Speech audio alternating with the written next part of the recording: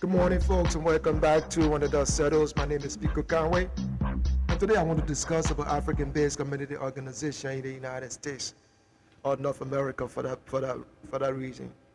You know, African community-based organization came.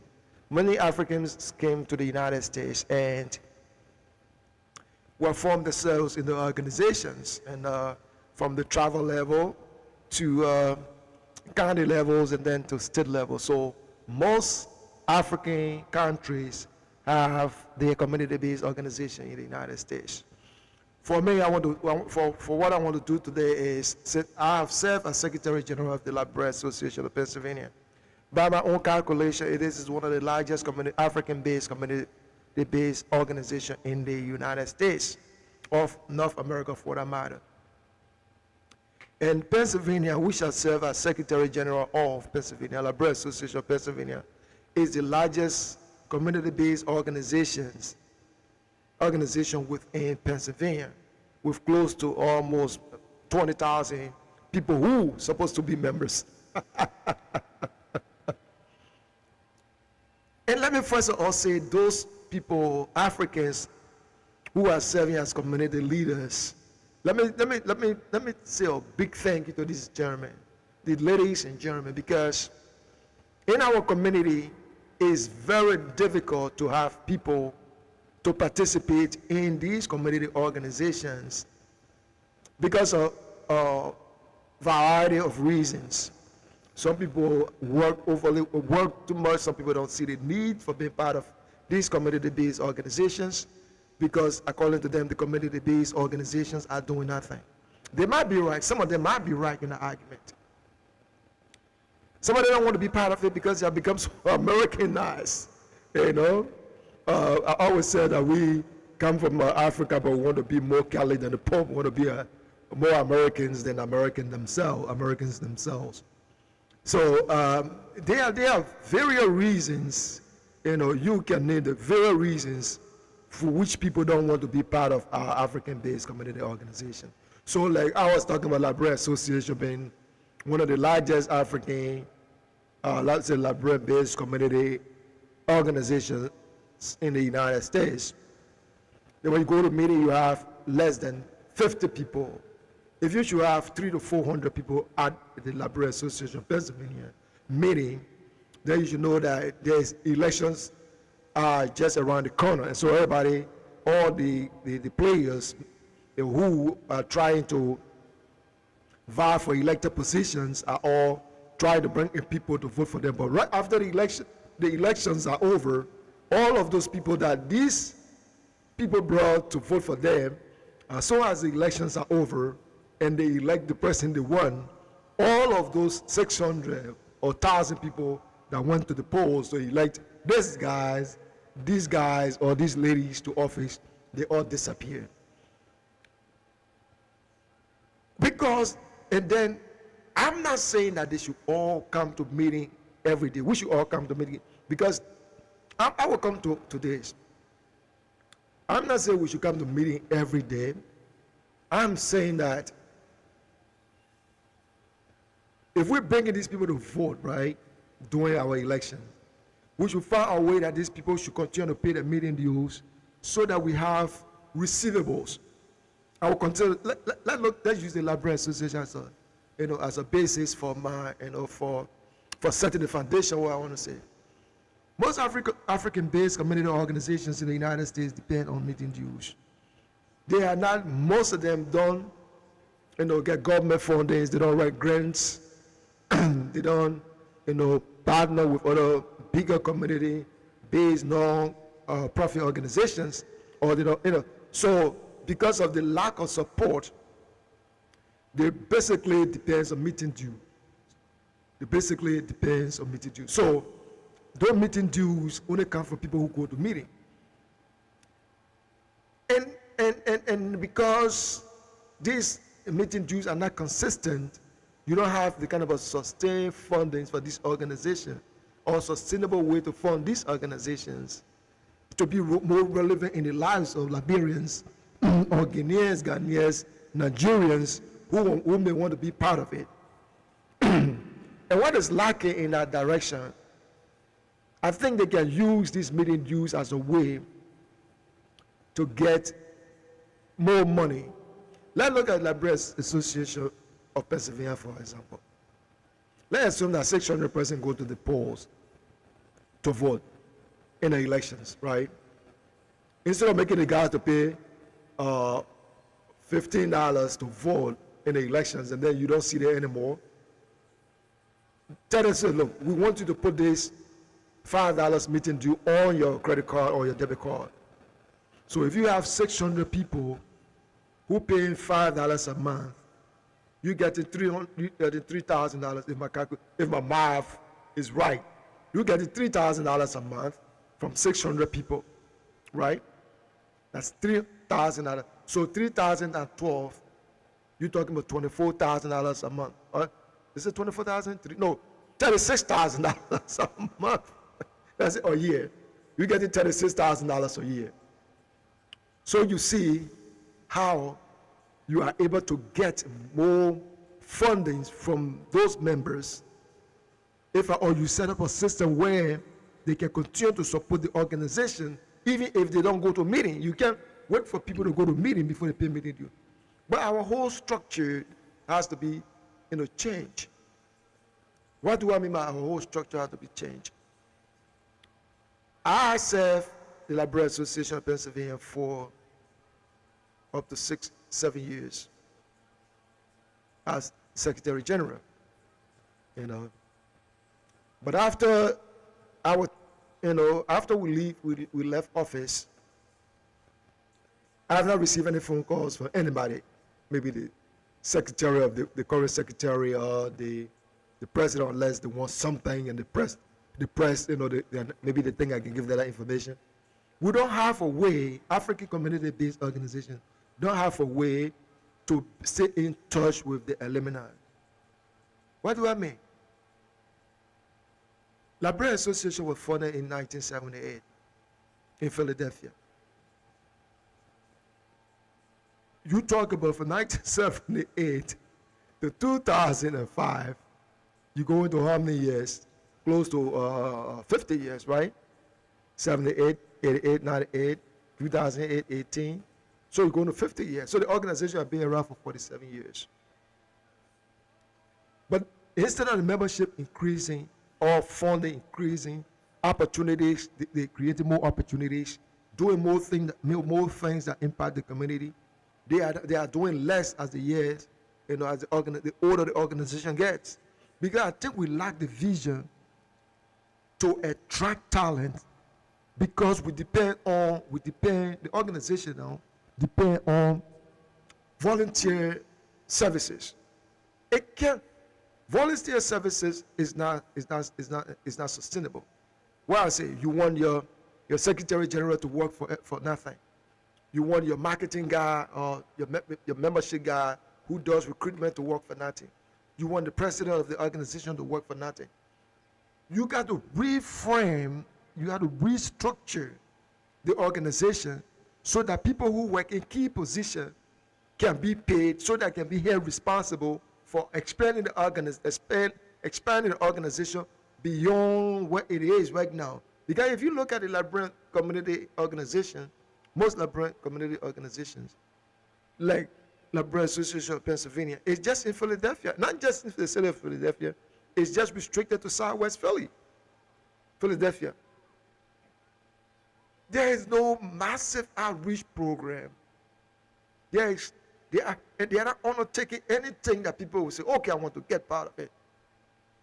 Another part about the whole thing is there is lack of coordination or collaboration between or amongst African-based organizations. The same divisive tendency that we have from back in our country, our travel connection. I'm from Maryland. I'm a grown man. I'm from Grand Gita. I'm a grand man. Or I'm from Grand Bassa. I'm a Bassa man. So we all stick to that little tribal. We got stuck in our tribal politics.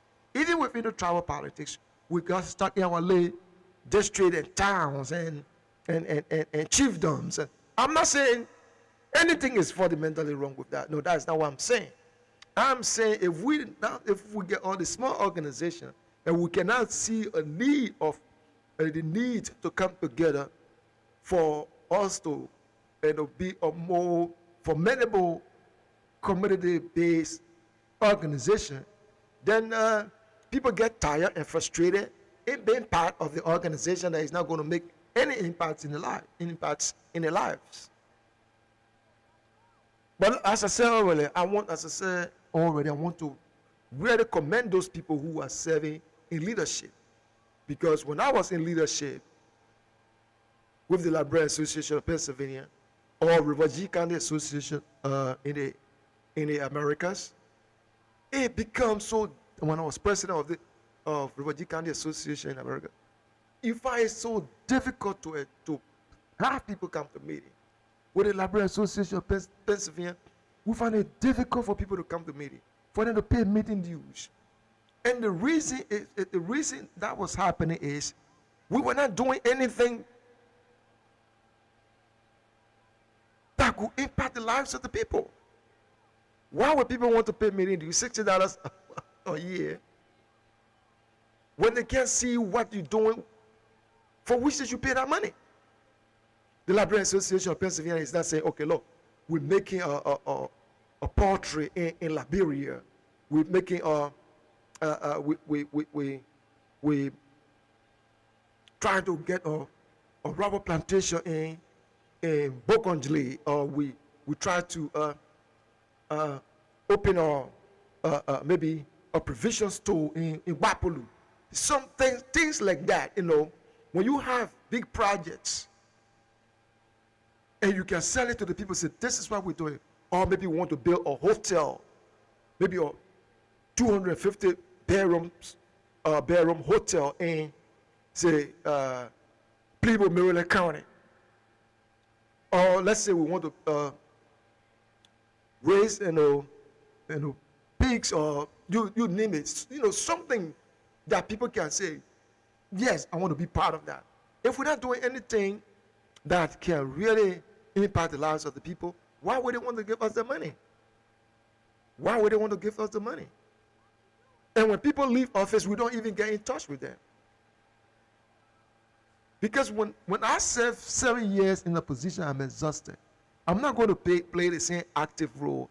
I will support the best way possible, especially so when the people come to me and ask me to give my input or to pay immediate dues.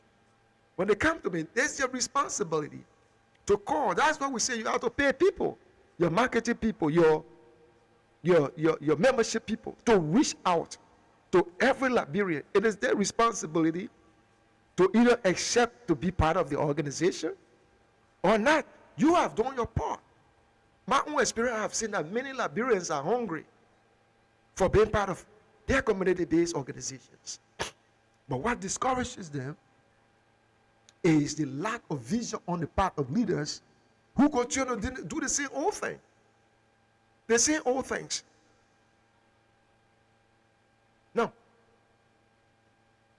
the disconnect between those of us who were born in Africa, in our case, who were born in the United States, is still there, and we are not doing anything. We are not doing anything meaningful to close that gap, because most of us, including myself, when we go into our community-based conventions and programs, and maybe to say Arizona or Minnesota or Buffalo, when Yola went to Buffalo, New York, was it, or Syracuse, New York, whatsoever the case. You don't see us carrying our family. You don't see us carrying our kids who were born here. Because those kids who are born in the United States, they are disconnected from the culture back in Liberia. We still feel that they are Liberians, but most of them tell us, oh, we're not Liberians. And most of them don't take our kids to these programs. But let me give kudos to some of our friends. I remember one of our former president of the River G County Association. He's one of the persons I saw during my time as with active member of River G County Association, who went with his case Other people do, I should not say, but the bulk of us don't. And so we see the disconnect. These kids are supposed to be taken over from us. We see the disconnect between those who are born in the United States and those who came from Liberia, like myself. We see the disconnect, and the disconnect is there. Another thing we don't have anything to retain members, to recruit membership outreach, events in the community, doing things that will make people to want to be part of the organization, and that will make us to sell ourselves, to be visible in the community. We are not doing those things on a very big level. I remember when I served as Secretary General of the Library Association. I know you guys are tired hearing this. We used to go to City Hall, and Philadelphia City Hall, man, at the mayor's commission meeting that brings together all the immigrant community organizations, to share ideas as to what they are doing, what the problem they are faced with and stuff like that. But when we go to this organization, we see that you have many people from Liberia who are all there on their own, umbrella, to get their own interests, to get their own, their own agenda across. I'm not saying anything. I'm not saying anything is fundamentally wrong with that. All I'm saying is our inability to realize that for us to succeed as people in whatsoever we do, we are not like the Jewish organization. We're not like other big organizations from other countries. African-based community organizations are not visible. We don't have media coverage like other organizations do. So one of the ways that we can impact activities in our own community is to work more closely together. More closely together. But that is lacking. Look, I remember I went to a community-based organization. I'm not going to say the name, but when I wanted to go to to go to the meeting, you guys were telling me, I know you can't go to the meeting because you people were not, you guys were not born. Some crazy stuff. I don't want to go into the whole story, but the point I'm trying to get at is we do things to separate ourselves, segregate ourselves so much when we don't have the resources to fund this organization. The only thing we can do to fund our organizations to the way that we can be relevant is for us to all work together. Let me look at the Union of Library Association in Americas. Union of Library Association in the Americas. They call YOLA. That is the quote-unquote mother organization for all Liberian-based community organizations in the United States. If you look at YOLA structure, it's so complicated. It's so complicated to the extent that such an organization can never succeed. They can never succeed. And why do I say that? Okay. You get YOLA, you get the president of YOLA, you get the vice president of YOLA, then you get regional vice presidents in these various states. Let's say, not various states, but regions. Why would you have a structure like that when you have almost every state, like Pennsylvania has maybe one or two community-based organizations. You go to New Jersey, they have one or two community-based organizations. You go to New York, they got one or two Liberian-based community organizations that are all part of YOLA. Why you want to have a Eastern region vice president? And another problem there is you don't allow. How can you want this guy to support YOLA when the people cannot even vote in YOLA's elections? They can't even vote in YOLA elections. Like you pay a federal income tax, and then you can't vote in a federal you can't vote in a federal elections. YOLA have to fundamentally change the whole structure they have. is complicated, convoluted, and needs to change altogether. People should be allowed to vote in EULA. Every Liberian who is paying meeting due in a local community organization should be able to vote for in EULA's election, and EULA should change the way they do the fundings. Every community-based organization that is part of EULA, every member should be able to pay maybe $2 a month. If they pay $5 for Liberian Association, maybe $2 can go to EULA. They got to try to redesign so they have a sustainable way to fund the community organization that's supposed to represent all Liberians in the United States. But even as that, our Liberian-based organizations are involved in infightings. That one of the paradox about these community-based organization leadership struggles. People will say, the person is not getting anything out of this. They are not being paid. Why do they want to stick to this fight? Go to court over things that they're not going to get any money out of, or pay, or salary or checks out of. You would think that people just say, okay, look, my time is over. I'm going to, give her power and leave. The same thing happened when I was Secretary General of the Liberian Association of Pennsylvania. Our term was over. The leadership then refused to have elections. And guys, when I told them, I said, look, our time is over. We need to leave. This is not helpful for the organization. People within the organization thought I was a traitor. The whole community organization went dead for many years before they have elections. The same thing we're talking about. But they wanted to say, we have the election. And that's why many people within this leadership organization are so short-sighted that they kill the organization. They kill the organization. I said this before, when Shehu Kamara, who I have nothing but great respect for him, he and his family, for serving as president of the Union of the Liberian Association of Union of Liberian Association in Americas, EULA. And the Pennsylvania chapter were having a problem. He supported the leadership at the time not to have elections, and they dragged on that election until they finally had the election and elected the female president for the Liberian Association of Pennsylvania. They dragged the feet when it was just simple to have elections so that you can have new people and to lead the organization to a new level.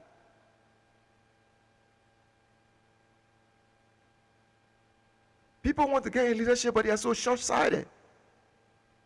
What is EULA doing in Liberia besides meddling in politics? Those who want to do that's good for them, okay? But I expect EULA to be doing the bigger things. To look at what 350,000 or 400,000 Liberians that is in the United States, what can they do to impact the lives of people there?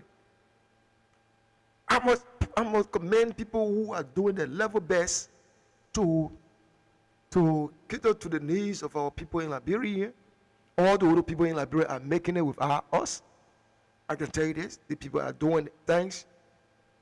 And I also guess that they appreciate what we're doing. But we got to do bigger things. We got to do bigger things. Why should we have this Liberian-based community organization here who are all non-profits? We could have branches in Liberia and in Africa. Look at like things you said doing other non-profit organizations coming from the United States going over to do. We could do it. But the first thing we lack, the leadership that can take us to the new level.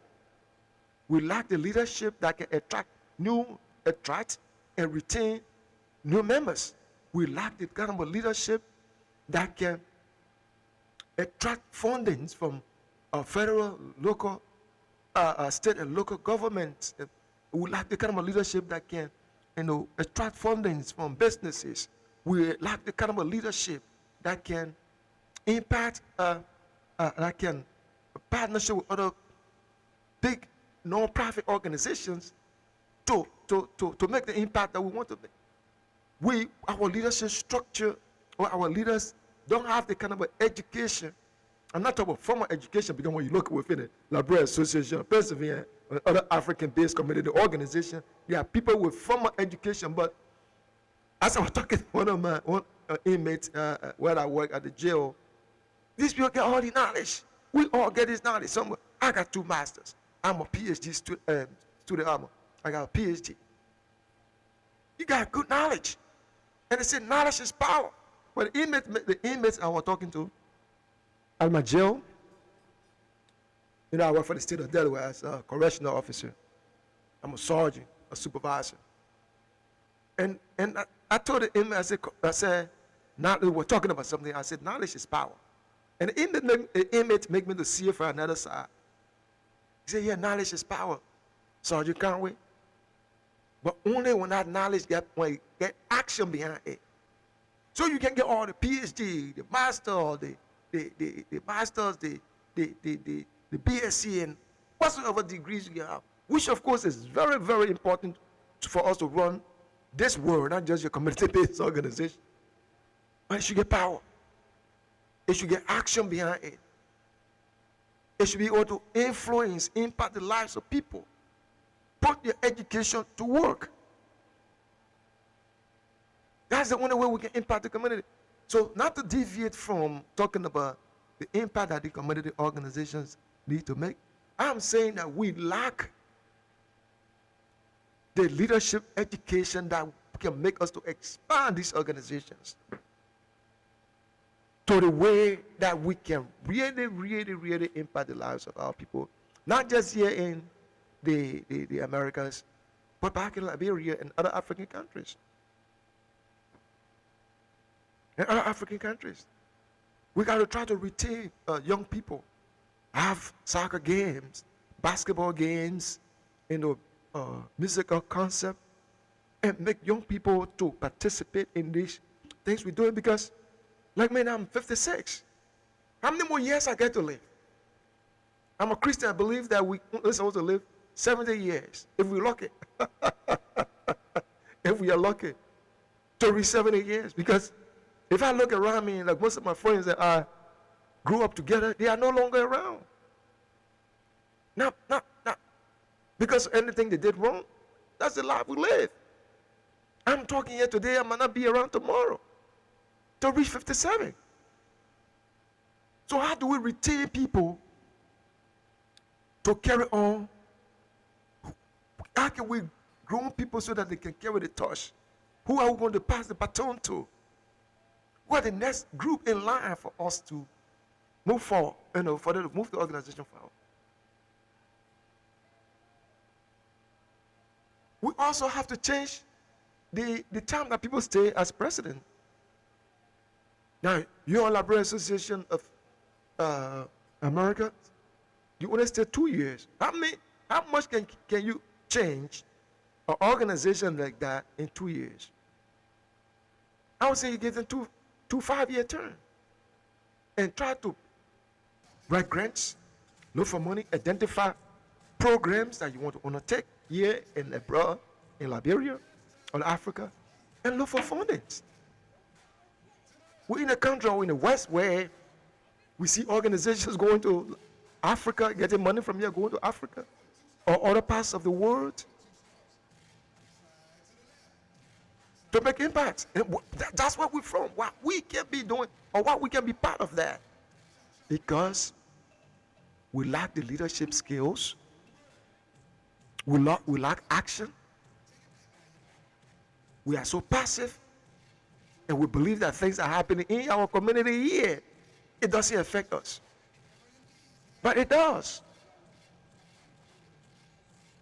Folks, you are listening to When the Dust Settles. My name is Pico Conway.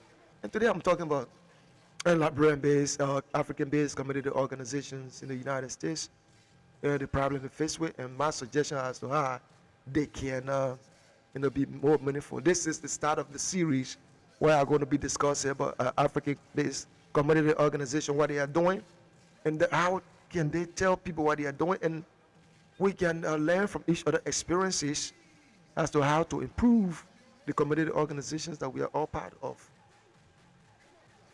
So, folks, I said it, I want to keep saying it. Look, those that are serving as our community leaders, they are doing a tremendous job.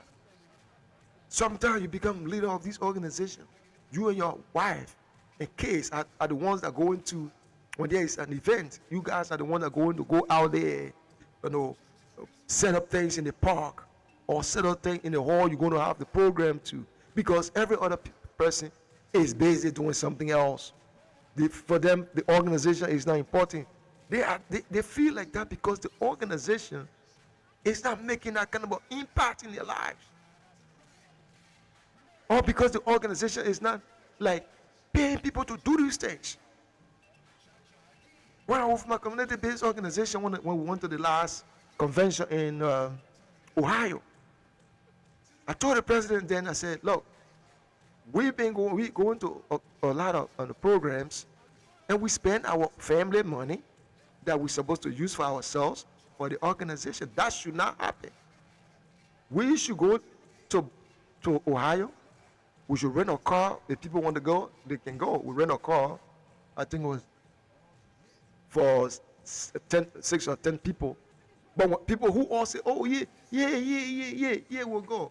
But when it's time for us to go, everybody backtrack. But we pay for the hotel. We pay for the car to take us to Ohio and back. So I want to really commend people who are within these organizations. They are doing their level best. They are doing their level best. But they too have to start looking outside.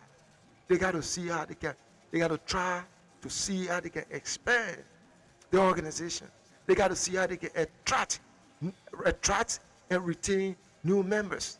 They're going to see how they can bridge the gap between Africans who were born in the United States and Africans who came from Africa, and bring them together and see how they all can work together to make their organization a more productive organization that can serve the needs of the people.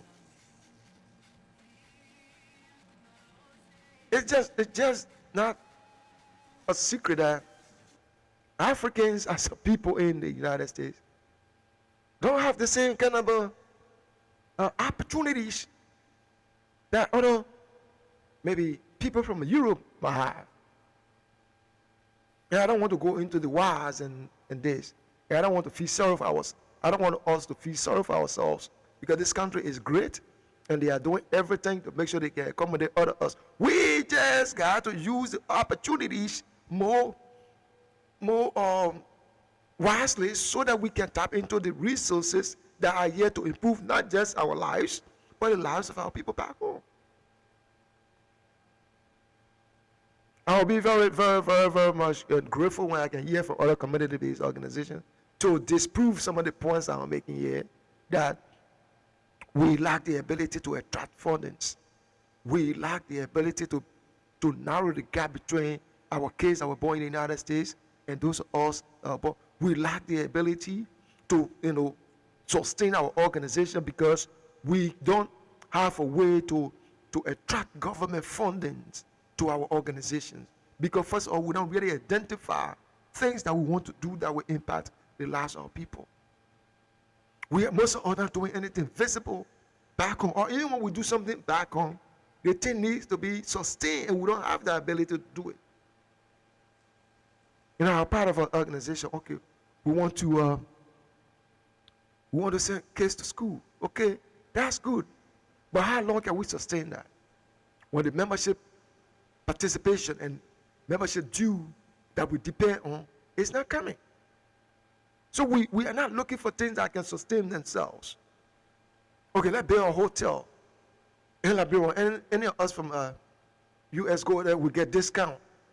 Or let's make let's make a farm.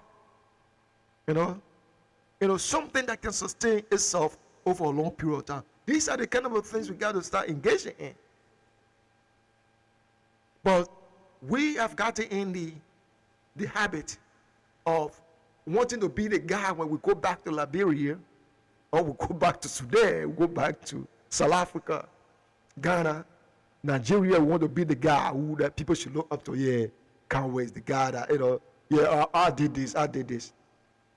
Our mentality is good, but there is no I in team. We got to work as a team. African-based community organizations have to come together, share knowledge, and collaborate, and see how you can and see how you can bring more people together. Work with churches, collect data, get people phone number, telephone numbers, and reach out to them with what you are doing and how they can be part of it.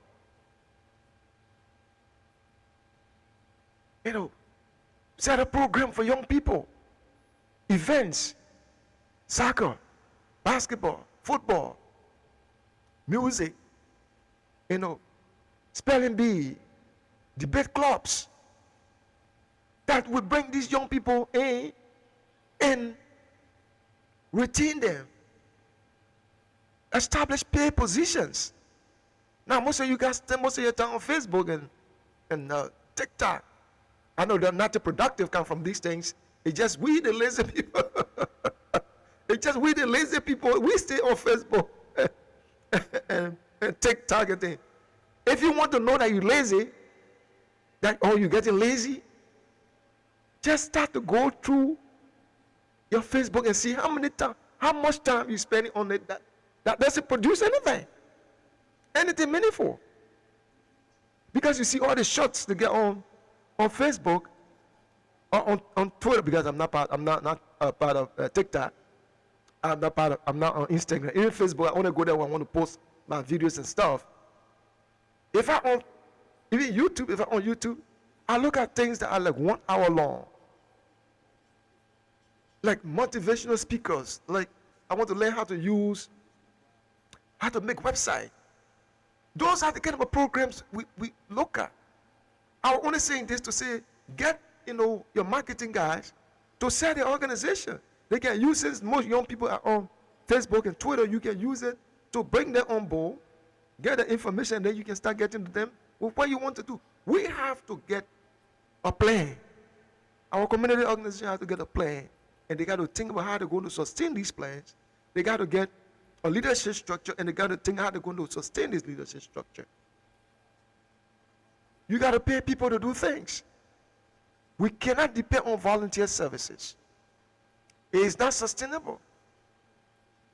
We got to see how people can pay the meeting due, but not just, if the guy can pay his $60 per year, he can. But you know what? Most people, like, you want to denote to let's say, you say other people online, they always want you to put it on your credit card or your debit card, because they know about that. They get receivables. They know that they're going to get that money from you, over a long period of time. So we need to establish things like that. And we have to be able to get people who are financial experts to advise our tax practitioners to work with us, so our tax exempt status can be active, instead of us failing to file our taxes, and then our tax exempt status are revoked, and we got to go through a lot of difficulties to get these tax exempt status back on. So there are a whole slew of things that we got to do that we're not doing. But I'm not trying to bring down people who are in leadership currently, because they are doing a very, very good job in being leaders of these organizations, because most of them are on their own. They are on their own. They call people to meeting, we don't go. They set up events, we don't participate. It's hard to be part of this community-based organization, especially in leadership. So we got to change things around. We got to restructure most of our organizations so that we can see how we can pay people to undertake certain tasks for us. So see how we can pay people to undertake certain tasks for us. Folks, my name is Pico Conway, and you're watching When the Dust Settles. Today I'm kicking off a series where we're going to be discussing African-based community organization every Thursday, starting this week. We'll talk to a community-based organization leader to see what they're doing and what they are trying to do here in the United States for their members and back in Liberia to share their experiences with us and the world as to what they are undertaking, the challenges they face, their successes, the drawbacks, and the experiences they have as community leaders. So this is the series, and today I'm talking about my own experience, my own suggestions, my own challenges I saw, and the reason we didn't succeed in some of the things we did. So I'm kicking off this series. This episode is about community-based organization in the United States or in the Americas, and see what they are doing and how they can continue to impact the lives of the people. And I suggested that YOLA, which is the mother organization of Liberians in the United States, has to fundamentally change the leadership structure, and because that is so convoluted and complicated, it doesn't serve the purpose of the people. Folks, my name is Pico Conway, and you're watching When the Dust Settles. I will talk to you when I talk to you. Have a great day, and bye for now.